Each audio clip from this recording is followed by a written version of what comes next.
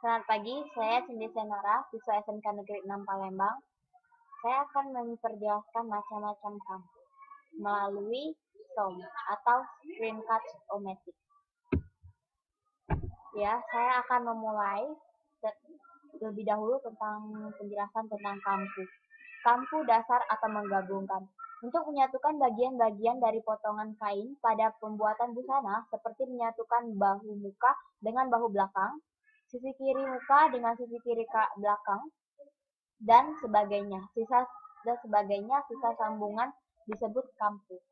Teknik menjahit sambungan supaya hasilnya kuat, maka setiap penyambungan baik di awal ataupun di akhir tusukan harus dimatikan agar tidak mudah lepas, yaitu dengan cara menjahit mundur, maju, atau dengan cara mengaitkan kedua ujung benang.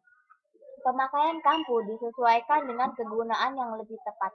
Kampu atau teknik menggabung ada beberapa macam, antara lain yang pertama, kampu terbuka.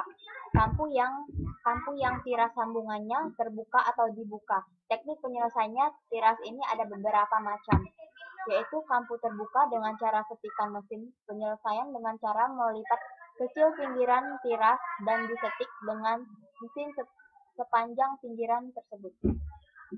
Lalu, kampu terbuka dengan penyelesaian tusuk balut, yaitu dengan penyelesaian tiras di sepanjang pinggiran tiras diselesaikan dengan tusuk balut. Yang ketiga, kampu terbuka yang diselesaikan dengan obras, yaitu penyelesaian di sepanjang pinggiran tiras diselesaikan dengan diobras. Cara ini pada saat sekarang banyak dipakai terutama untuk busana wanita dan busana pria atau celana pria. Yang keempat, kampu pria diselesaikan dengan romba atau dijahit dengan kain serong tipis, dilipat dan disetik. Ini hanya dipakai untuk busana yang dibuat dari bahan atau kain tebal. Kegunaannya untuk menyambungkan atau menjahit bagian-bagian bahu, sisi badan, sisi rok, sisi lengan, sisi jas, sisi mantel, sisi celana, dan belakang celana. Ya, ini adalah gambar-gambar dari kampu-kampu yang macam-macam kampu terbuka. Lalu kampu balik. Kampu yang dikerjakan dengan teknik membalikkan dengan 2 kali jahit dan dibalikan dengan cara pertama dengan menjahit bagian buruk menghadap bagian buruk atau bagian baik yang bertiras dengan lebar tiras dengan ukuran 3 mm. Jika memungkinkan dibuat lebih halus atau kecil. Kemudian dibalikan dan dijahit dari bagian buruk menghadap bagian balik dengan pinggir tirasnya masuk ke dalam. Hasil kampu ini paling besar setengah sentimeter. Kegunaan kampu balik untuk menjahit kebaya yang dibuat dari bahan tipis, menjahit kemeja, pakaian tidur, dan sebagainya. Yang ketiga, kampu pipih. Kampu yang mempunyai bekas jahitan pada satu sisi sebanyak 2 setikan, dan sisi yang sebelahnya 1 setikan. Kampu ini biasanya dipakai untuk 2 sisi atau untuk bagian luar atau bagian dalam yang mana keduanya sama-sama bersih.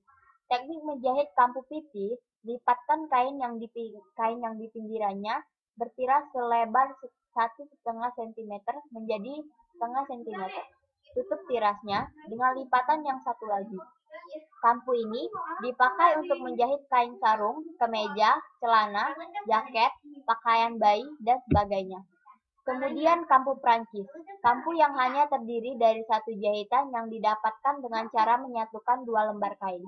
Kain bagian baik berhadapan sesama baik, tetapi tidak sama lebar atau pinggirannya. Lipatkan pinggir kain yang satu atau kain yang lebih lebar dengan kain yang lainnya. Lalu, jahit tiras dengan lebar 0,6 mm. Kampu Prancis ini cocok dipakai untuk menjahit bahan yang tipis. Yang kelima, kampu sarung. Kampu yang tampak di kedua sisinya. Cara melakukan setikan kampu sarung adalah sebagai berikut.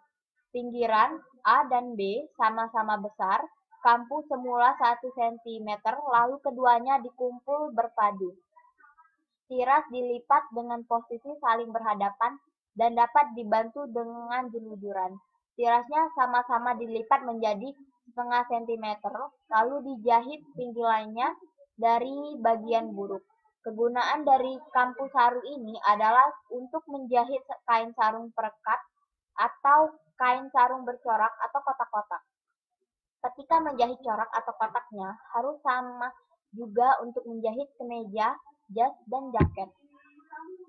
Ya, terima kasih. Inilah hasil presentasi saya. Selamat pagi.